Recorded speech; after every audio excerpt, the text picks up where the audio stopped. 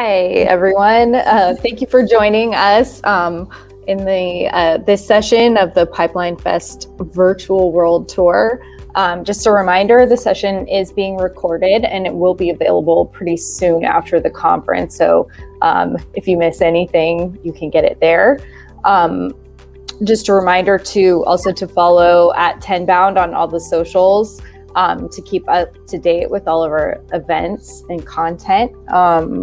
And for questions during this session, you can just enter them into the Q&A at the right-hand side of your screen, and we'll get to them as we can.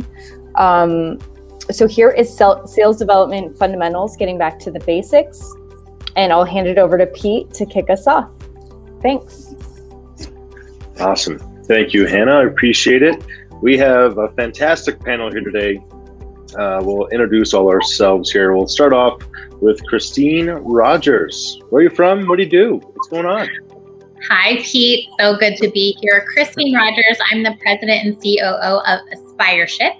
And at Aspireship, we train motivated individuals that want to get into SaaS and technology-enabled selling, and we place them with amazing companies that are looking to hire. I'm out of Scottsdale, Arizona, is our headquarters, and it's rainy today. So if it gets crazy or monsoony, I'll mute. Awesome. Well, Christine, thank you so much for joining us. Next up, we got Fred Mondragon. Is it Mondragon or Mondragon? I want to make sure we're good there. Yeah, they both work for me. All right. Okay. All right. Where are you from, Fred? Yeah, thanks, everybody. Fred Mondragon. I'm the CRO, Chief Revenue Officer at LeadCrunch. And at LeadCrunch, we help many of the largest B2B tech companies in the world to basically target their customers better, their new prospects better using AI, and actually identify net new targets for the ABM list. And we have many great clients using us like Splunk and Oracle, and I could go on and on. Awesome. Well, Fred, thank you for joining us. And last but not least, we got Joe Wisniewski. Where are you from? What do you do, Joe? Thanks, Pete. Yeah, my name's Joe Wisniewski. I'm our Director of Inside Sales at ringDNA. I'm originally from Indiana, and then I somehow ended up in Los Angeles, and I got to say, I love the lack of snow. But on my side, for me, what ringDNA does is I manage our SDR teams, and a big part of what we do day to day with ringDNA is help revenue-focused teams succeed, ramp faster, and ultimately know who do you call next, who do you call second, and who do you deprioritize for your day in order to actually hit your numbers. Awesome. Very nice. Well, as Hannah mentioned, it's all about getting back to basics and sales development fundamentals, right? So we got a lot to cover. I mean, this last year for sales development has been a bit of a rocky one, I think, for sales overall, right? In companies, it's been a rocky one for everybody. So for us to get back to basics, there's no flashy silver bullet. Oftentimes, we're always chasing that flashy silver bullet, especially with young salespeople. It can be tough. So Joe, where do we go from here? Kind of what's the first step to get back to basics here? Yeah, the number I want in everyone's mind right now is that the average of number of conversations, I should say, that SDRs are having per day has been dropping since 2014, right? 2014 is when I got my start as an SDR. And on average, I was probably having at least north of 7 conversations a day. Now it's around 4.5, right? And that's just 2020. It's getting even worse right now in 2021, as every one of your SDRs, or those of you who are SDRs right now, are getting those all familiar auto response vacation responders there for folks not just taking a day off or 2 days, but a week, 2, 3 weeks of well-deserved time after you've been stuck in, your bedroom, literally in my case, over the last year and a half, right? And for me, one of the first things to get back to the basics was understanding that every conversation my team has is exceptionally valuable. They cannot afford to make a mistake, but yet they're also getting less at-bat practices. So role plays are the first thing I want to introduce to this group as something that's absolutely critical. I know a lot of folks kind of roll their eyes when they hear role play. So one of the first things I had to do was actually retrain my team on how to do a role play, right? To get out of an academic setting where you just read the script and make them more fun and enjoyable, but also more realistic, right? Of a decision maker who doesn't give you a lot of information, who's in a rush, who isn't going to just, nod yes to a booked meeting. And the first couple times we did it, it's awkward. It's still kind of awkward, actually. But we're doing it on a weekly basis, and that's been a really great back to the basics kind of exercise that I've been doing recently. Fantastic. Awesome. I like the role playing, and those darn people going on vacation as I'm taking this from Kauai right now. So I know that all too well. I can get it. So no worries there. Christine, how about you? What are you seeing? I mean, obviously you talk to and you see more candidates than ever, right? And probably talk to more companies that are looking to attract that talent. What are you seeing?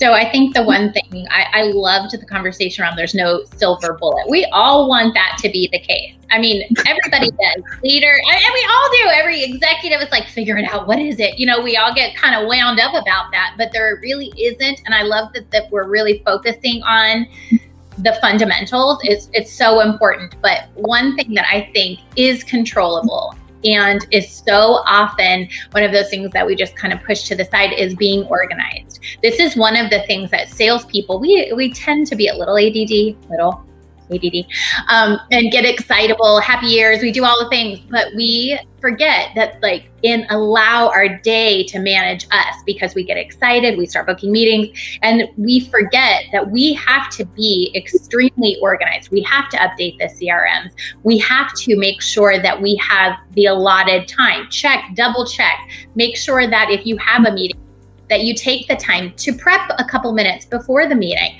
Being organized is one of those things you can absolutely control as an individual contributor every day. And it is one thing that you have to make a priority. And I think, Joe, we were talking a little backstage, it's about being thoughtful and mindful at the end of your day, looking to tomorrow.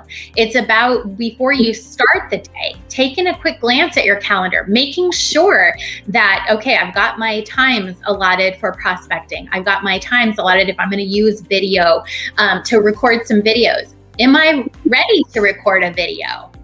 Sometimes you're not, being thoughtful and mindful about your day and really taking into consideration what outcomes you're looking for. And I think really that start and end to the day, taking a break in the middle, kind of looking at your afternoon, what do I have? What do I need to do so that I can really prep for not just today, not just this month, but, really prepping myself well so that I'm always doing the things that I need to do in order to make a nice, healthy, lead pool, book of business, pipeline, whatever vernacular you use.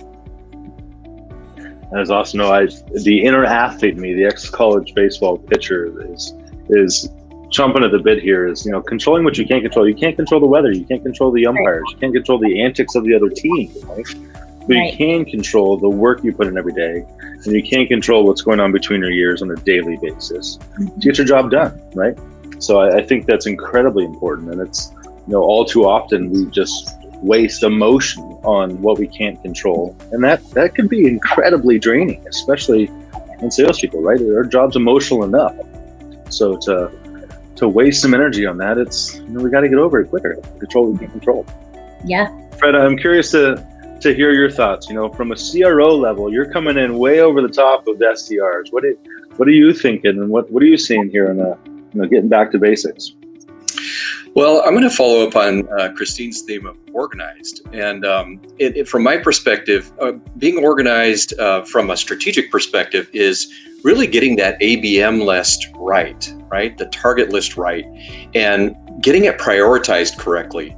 And also making sure the right companies, you're getting as many good targets in it. I think sometimes we don't do a good enough job of, really doing the work up front to keep the bad targets out and the good targets in so that our teams can be as efficient as possible, right? And then sometimes we might do a good job of getting the companies in there, but then maybe there's 5,000 or 10,000 companies on this list, right? And so where do people start? Well, I think, getting it hopefully in as close to a prioritized order could be a great thing. And I think Joe mentioned that's part of his business. I love that. I mean, I think it's super important to, help your team to be as efficient as possible with their prospecting, with their research up front before they, start talking to, reaching out and calling is super important so that, when they do get their hold on somebody, it's not a company that's not actually going to be a great fit, even though maybe it fits in the right SIC code, right? And I think that we are seeing some tools, some capabilities out there starting to emerge above the funnel, that can help our teams to be more efficient by getting the priorities better and getting them right.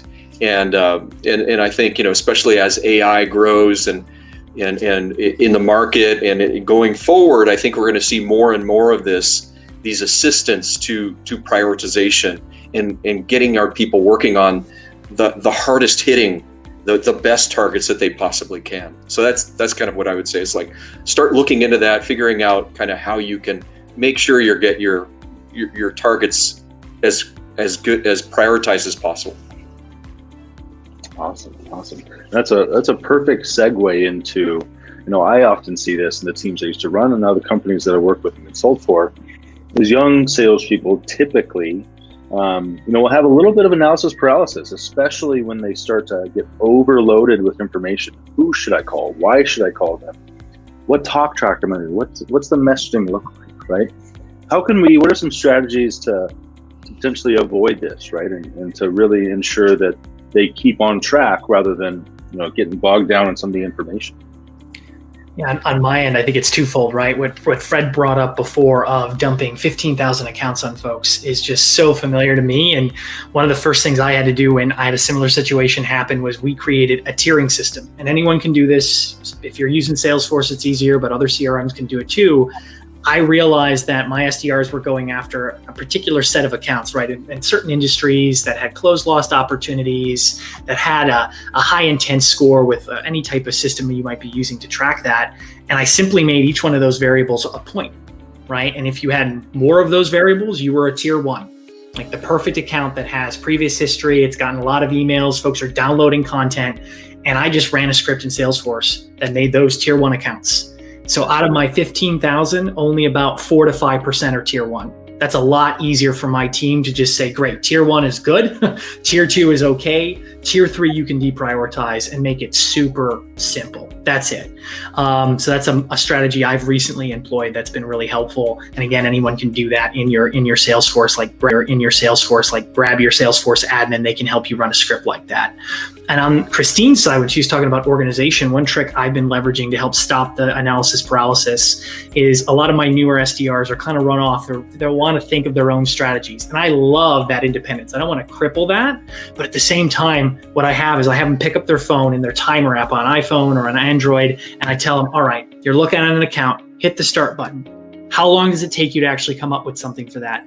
And once they look down at that clock and they see 10, 15, I've seen 30 minutes one time, then it dawns on them that, I'm spending way too much time. How do I get you down to 2 minutes and maybe even 1 minute? So those are the two strategies that I would advocate for. And I love Toggle over there. Yep, exactly. There's those time tracking apps too. Yep. There's a quick question. Go ahead. There's a quick question for your tiering strategy here. Is it only applicable for inbound accounts or leads? I do it on everything. Every account. And now the risk there is it does take a while to go through all your accounts. But I want it on everything for inbound and outbound. So I just want to offer another side of this, a little bit of a differing opinion, although Joe, I 100% and love all of that. For those that may not have these resources or tools. So oftentimes I talk to people that are like, my company doesn't have that, or I don't have a Joe who's amazing at figuring out all the tiering. So I can't be good. Like and I want to say that despite that, people that are good at this job, they figure it out. So when I would bring on new reps, one of the things that I found is that, I would be training them, doing all these things, and, we'd had a couple weeks of training and they didn't quite buy into it, get it, understand. Even at the 2-week mark, we were doing all of those things. So what I actually did is day 2, right when they were really new, after the cultural and company onboarding, about day 2 into sales onboarding, I actually gave them a list and said, roll, call, start calling. You don't know anything, but just start calling so you can actually feel what this feels like. Talk to some people, and they were scared. And you know what? They paid attention. Next time when we actually started talking about the ICP, they paid attention. And they didn't have all the resources and tools, but what they had is like that you're here because you have some natural ability and you're able to talk to people and you have some sales skills, and yep, we're going to teach you all the things you need to know, but I need you to own it and I need you to do it despite all the other things that you're hearing in the market, because there's a whole bunch of shiny objects out there. We're all on LinkedIn reading all the things about what everybody else is doing. And you know, you might sit back, or you might allow your reps to sit back and think like, oh, we can't be successful if I don't have all this. And I just think it's a load of crap. So I think that if you have the resources and tools, yes, but it's okay to take and do, you know, you need the at-bats. You need to talk to people. You need to figure it out. And absolutely don't get paralyzed with all of those different things, you know, where you're reading and trying to get just the right thing to go at them. It's all right to be a little bit messy, especially at the beginning, and learn. And while we need you to be really proficient at your job, you're not going to be perfect. You won't. So like, I just want to offer a secondary opinion there, just to say, because Joe, I mean, you're incredible. And that is like such an amazing way to think about it, but not everybody has that. And don't think that you can't do it without it. Christine, preaching. I like it. Throwing people in the deep end, day two. I love it. Awesome. Fred, anything to add there? What's going on?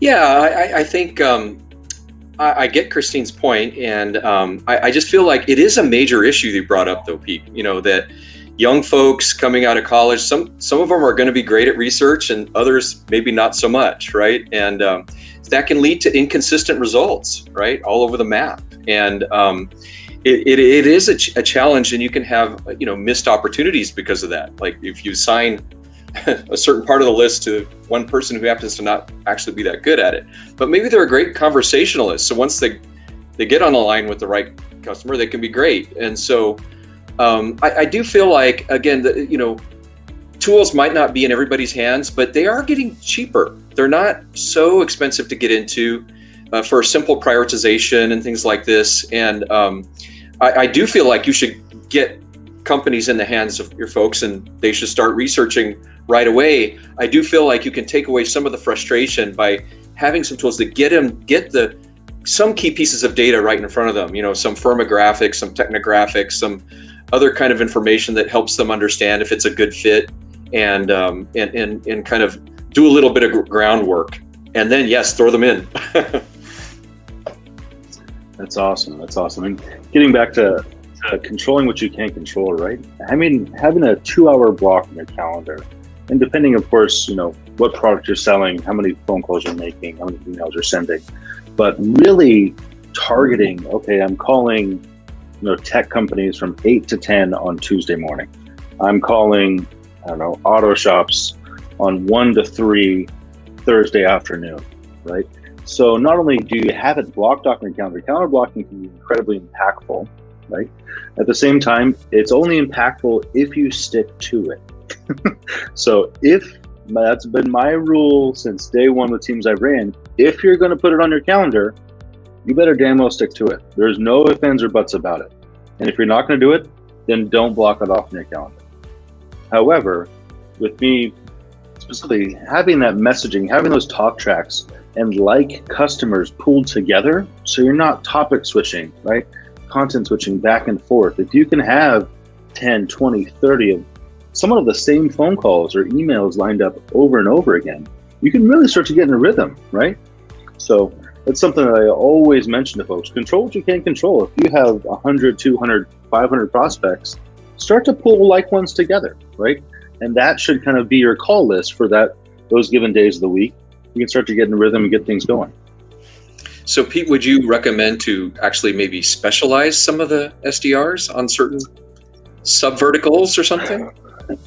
Potentially. I mean, depending how large the company is, of course. I mean, if you have that luxury, then sure. At the same time, if you're a kind of a bootstrap startup, or you know, a startup that's just in hyper growth mode, a lot of times you don't necessarily have that luxury. Right? Mm-hmm. So if you can pull like customers, whether it's tech, whether it's time zone, or you know, persona specific, even if it's CROs, VPs, and directors, or HR, whatever it may be. You can pull them however you like, whatever the criteria is, right? It doesn't necessarily have to be industry specific. Yeah, I would say that on my end, I always get nervous when I have folks go in that direction of industry specific, truly, because that might feel great in one moment. I'll give you an example. When I was at Flexport, a logistics company, right? Export, import, SDRs. Sometimes it was great on the export front. And then if anything went wrong in that industry, there was no backup plan, right? Folks were cornered and you didn't have a lot of flexibility. If I'm going to do a hybrid role, I really advocate for inbound and outbound. Because what that allows me to then do is have people start an inbound, get those at reps, kind of go through what Christine was mentioning, where I can just give them a list and they can just fire away and learn the basics. But after a while, my inbound SDRs, they get hungry. They want something more. They want to go in and have a really clear reason why they're picking up the phone. So that's another back to the basics thing I want to talk about, is having real intent when you pick up the phone. And if I go after someone and I'm like, wait a minute, are you just cold calling them because you need that extra op to hit your quota? No, you need to go back to the drawing board, have a real reason to call them, a real reason why you can help them. And it certainly shouldn't be, well, Joe, they're a tier 1. No. You can't use your own thing against me. You need to still have a reason, a theory as to why you can help. And when you get to that point, especially on the outbound side, when your SDRs are seen more like consultants to a business rather than just a typical sales development rep, you're going to win and you're going to book more meetings. Yeah, it makes sense. One of the advice I've seen for all callers, not just the inside sales or SDRs, but others, is, read the financial reports of the company, see what the CEO is talking about, look in their recent press releases about what their initiatives are. And then when you reach, or if you're calling someone, actually see if they're quoted, out there, right? And then you're speaking to them as individual, you're speaking about their strategic interests and tying what you do in with them. Having that message, to follow on your point, Joel, I think is super important. Absolutely. I mean, a little Google search with whatever person you're calling on can work wonders, right? Mm-hmm. Believe it or not, they can do a lot. We have a quick question here. So from Patrick King, what would you say is the top foundational piece for your team to keep referring back to? That's a heavy question. It can be a lot here. But if, I'm kind of leaning in a certain direction, but I'm curious. Christine, what do you think? I think, so we haven't talked about this yet, but I think your mindset going into this is really critical. So if I was looking, I think someone put a little poll together earlier this morning about what are the key things, and is it sales skills or acumen or different things like this? All of those things are important, but really being able to control your mindset, caring about outcomes, wanting results, but also being able to pass through those emotional, that turmoil that's going to happen. And man, this is one of those things that's a lifelong lesson to learn how to do this well. And I think so often is, newer people in their tenure of selling come into this role and they don't realize that you're going to get, kind of punched in the face lots of times. And it's really being mindful of your own, mindset, starting, and I think I put in our notes about this, starting from a place of optimism where I'm expecting this call to go well. And that's hard to do when you're doing as many, dials and, really having some really hard conversations, but really approaching the day, the calls, the conversations with some optimism and excitement, and then being able to process it and let it go so that you're able to do it again and do it well again. I think that if I were gonna say where I would spend time and where I do spend time with my team, my reps, is around how do you manage that in a way that works for you? And can I help you, work through those? And as I see there's a lot of leaders here, what can we do to create an environment that supports that allows people to feel those feelings and then, move through them? So I think that's probably what I would say. We can teach sales acumen and things all day long, but really here is that work. I like the positive mindset. I mean, it's true. I really don't think young salespeople especially understand the amount of failure that they're going to go through on a daily basis, right? It's darn hard to pick up the phone 50 times, get hung up on 20, have, as Joe mentioned, 4 conversations, right? Hopefully you get a meeting or two out of those 4 conversations, but 46% of the time, or 46 out of 50 times, so you're looking at 92% of the time, you're failing. That's tough. That's not easy, right? That's a lot.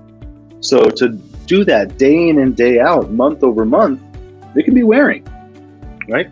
So to really carry that positive mindset with you on a daily basis and document the positive outcomes of those calls and how you got there, I think is incredibly important. Fred, Joe, anything on that? I think just following up on what you were just saying, helping the newer reps understand what kind of percentages they should get to in terms of outcomes, right? So that they know very clearly that they're not expected to hit a home run on every single one, right? And that, if they have 10 failed calls and one good one, and that is the normal percentage, they can feel good about that. That is, so just helping to make it super clear that they're not failing based on helping them understand the stats. I would actually jump in and say I push that you celebrate failure up to a point, right? Like you really, I love it when folks make a mistake and they feel like they can explore a new industry. Hey, Joe, I have this idea. Maybe I can go after credit unions with this particular type of messaging. I'll help them polish it up and we'll try it. And look, if it doesn't work, now I know, right? And I can celebrate that to an extent, right? So when you create that culture of coaching or not really being afraid of failure, you can have the reverse problem happen where folks can, kind of have excuses that get in the way. Well, I can't hit my number because it's the end of everyone else's quarter, or, oh, the 4th of July is on the way, or, oh, this is happening. So it's this correct balance for me constantly of giving people that space, but then really going after them on those basics when they're not being followed. And one of the other ones I want to introduce to the group is so simple and it gets forgotten all the time. It's that SDRs are selling internally and externally. So take a look at your most recent opportunities booked by your team. If you're an SDR manager, take a look at them right now. Look at those meeting notes that your team has made. How good are those notes, right? Because if your SDRs are booking meetings and then they barely have any notes, it's literally like, oh, they're interested. Good luck. That's horrible. That's a terrible way of selling your opportunity internally to your account executive. And it's a big reason why I really, actually, frankly, require my SDRs to be on the meetings they book. Every single meeting they book, my SDR is on them. And that's because then if it goes south, you know exactly why. You saw it. Yeah, I like the point of celebrating something and on the flip side, celebrating wins. And one thing I've seen quite successful is to have people almost have a little competition of some emails they sent or some recording where they again brought something very creative to the table, and that it helped them to get that meeting set. And then talking about those success stories, and then maybe having the team kind of pick a winner. Like, here's the one that for this week that was the most creative and most fun win that got the meeting set, and then maybe giving them an Amazon gift card as, so regularly celebrating very creative things that people brought to the table that worked. I love, Joe, that you have them attend the meetings. I mean, I have thought about it from a sales to implementation frequently. Like I would have that handoff in there, making sure that from an implementation standpoint, they're ready, they know what's going on, and they're catching anything that they missed if the notes weren't there and things like that. But I really love that. Is such a high accountability move on both sides. And then it makes it cohesive. I always would tell my teams it's like a little baby fluffy chicken. It's like a little chick. You're not going to huck it over, right? And it's like sometimes that's what we're doing. It's like, no, I'm going to gently, you put your hand out and we're doing it together, but I love that. That is strong leadership. That's great. I love that. Well, and then I like from the baby chicken analogy. I kind of like that. It's a good one, right? And then from the prospect's perspective, they have consistency. Oh, it's the same person that I had the initial first great conversation with, and they're still there. That's nice. Absolutely. All right, Fred, you're on the hot seat. We got a question for you. What's the ratio you have your AEs prospecting or outbounding compared to sales development team? This is a common piece that I candidly I run into almost daily, right? What's the right mix of AEs prospecting versus the SDR pipe? So I don't know if ours is the ideal, but the ratio we try to stay in line with is 4 reps for every SDR. And maybe that's low or high. I'm actually not sure, but that's kind of our plan. Okay. And do you have AEs prospecting into accounts as well, or is it they do any outbounding at all, or how does that work? Yeah, they're supposed to. They're supposed to as well. They collaborate with the SDR to kind of like leverage each other. Gotcha. Okay, that makes sense. All right, we got 4 minutes left here, so let's get some closing thoughts.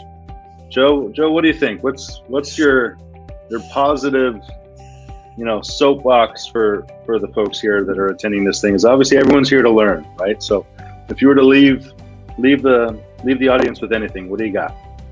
Yeah, I just go back to the silver bullet point. Like what we're really talking about here, everyone's tips is about finding pieces of scrap metal on your own and melting them into your own silver bullet, right? It's not pretty.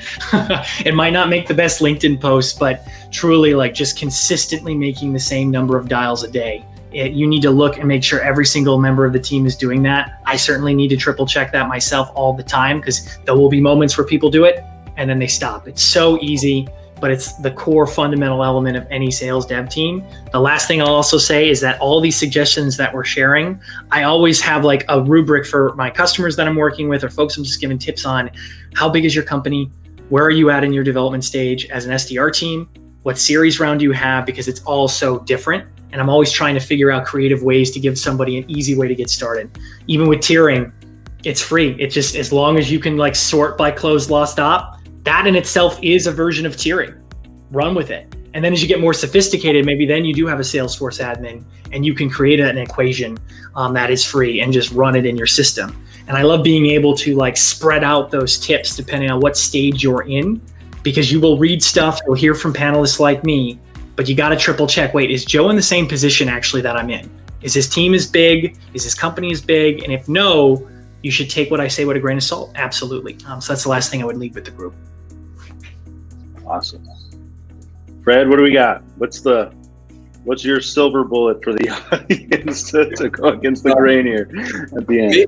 Maybe no surprise. I'm going to end where I began, which is really get that target list right? Really make sure that you're handing your team, who's going to spend a lot of time, the right prioritized target list. And these days, I mean, it's very complex thing, right? I mean, there's a lot of data out there, a lot of inputs, and you know who your ideal customers are, you know who your best customers are. So leverage AI to do matching and finding it and getting your target list right and finding new targets.